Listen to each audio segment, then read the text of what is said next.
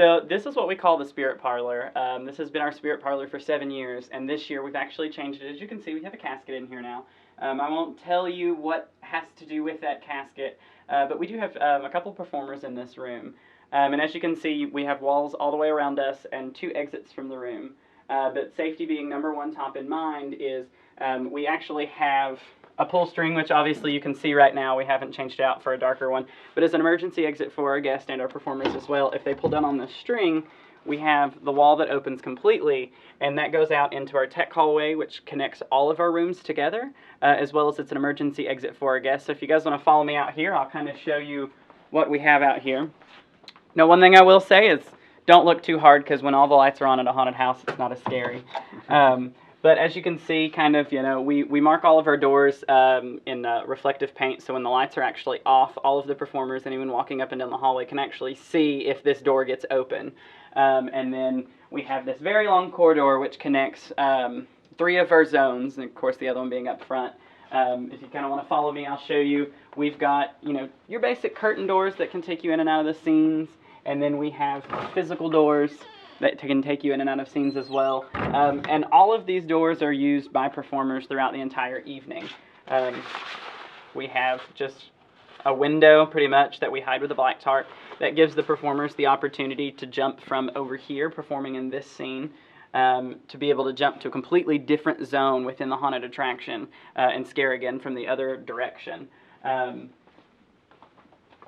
Then, as you can see, obviously we've got our fire extinguishers, our overhead lighting, all of those things that are in there as well. Again, we've got another one of our secret doors that will lead you inside if you want to go in and take a peek in that room, and I'll actually show you what this door looks like when it's closed.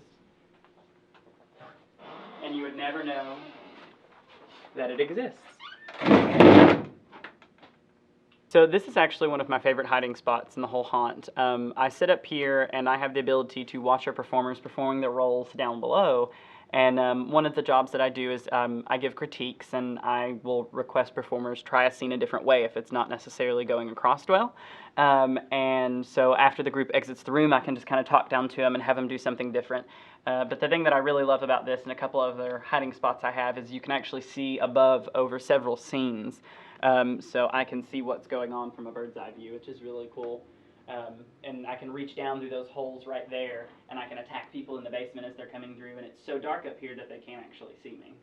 So I guess when people come through a haunted house, I think the first thing to think about is the actors, and obviously the costumes and the makeup and the design and stuff like that on the actual person. But there's a lot of technical and electronics and stuff that you got going on in here. So can you tell me a little bit about, you know, what kind of tech stuff you got going on in the actual attraction? Absolutely. So as you saw, I walked you through earlier and kind of showed you some of the secret things that we won't give away.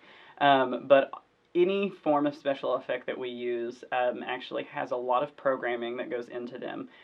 We use a company, FrightWorks, for a lot of our things, and we use what most haunters or escape room owners in the areas will know are boo boxes.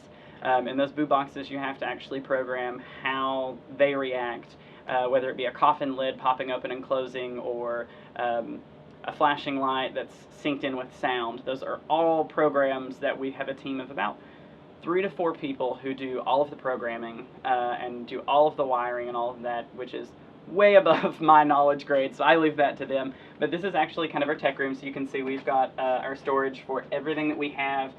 Mounting hardware, light bulbs, wires, buttons, trigger pads, fog machines that we all keep stored in this area, which is a completely closed off area that we keep closed up when the haunt's open.